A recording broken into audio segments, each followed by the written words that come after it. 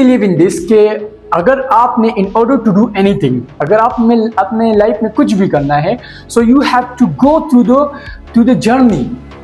आपने जीरो से हीरो तक पहुंचने के लिए आपने सफ़र को तय करना पड़ेगा, आपको तपना पड़ेगा।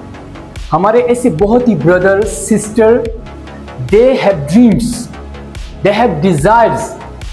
कुछ हमारे ऐसे ब्रदर, कुछ ऐसे हमारी सिस्टर इंस्टाग्राम पे या टिकटॉक पे इस तरह से व्हाट्सएप पे अपनी स्टोरी पोस्ट कर देती है, लेकिन that I want to become like in future, I want to become like this and that, but they can not be, they can be, they work for it. अगर ये इसके लिए काम करें, लेकिन are they seriously working for that particular गोल?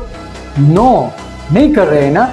तो सिर्फ सपने ना देखिए, सिर्फ ख्वाब ना देखिए, उन ख्वाब को पूरा करने के लिए कुछ करें।